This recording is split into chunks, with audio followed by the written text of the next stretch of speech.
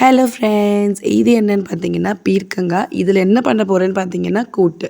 So இது மாதிரி நல்லா இந்த தோலெல்லாம் சீவி எடுத்துடலாம். இந்த அளவுக்கு எடுத்துருங்க. எடுத்ததுக்கப்புறமா இதை கட் பண்ணிக்கலாம்.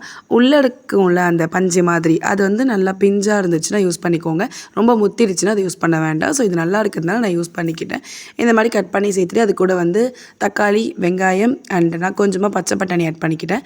ஒரு பிஞ்ச் மஞ்சத்தூள், காரத்துக்கு ஏற்ப வந்து சாம்பார் தூள் நான் ஆட் பண்ணிக்கிட்டேன். இது வீட்லேயே அரைச்ச சாம்பார் தூள். இதில் கொஞ்சமாக தண்ணி விட்டு இது வேகட்டும்னு மூடி வச்சுருங்க. அதில் கொஞ்சமாக உப்பு போட்டுக்கோங்க. இப்போ தட்டு போட்டு மூடி வச்சிடலாம். இது சூப்பராக வெந்துடும்.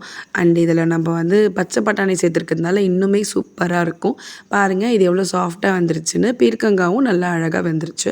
இப்போ இதில் பார்த்தீங்கன்னா நம்ம பருப்பை ஆட் பண்ணிக்க போகிறோம். நான் வந்து ஆல்ரெடி பைத்தம் பருப்பை வேக வச்சு நல்லா கடைஞ்சி வச்சுருந்தேன். அதை இதில் ஆட் பண்ணி நல்லா மிக்ஸ் பண்ணி விட்டுக்கலாம்.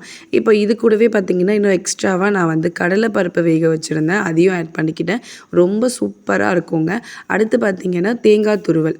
இது இன்னுமே ஃப்ளேவர்ஃபுல்லாக சூப்பராக இருக்கும். இது கூடவே நம்ம தாளிப்பு சேர்த்துக்கலாம். இது வந்து வடகம். ஸோ இது வீட்லேயே செஞ்சது தான். இந்த வீடியோவை நான் போஸ்ட் பண்ணியிருக்கேன். இந்த வீடியோ பிடிச்சிருந்தா லைக் பண்ணுங்கள், ஷேர் பண்ணுங்கள், சப்ஸ்கிரைப் பண்ணுங்கள். பாய்.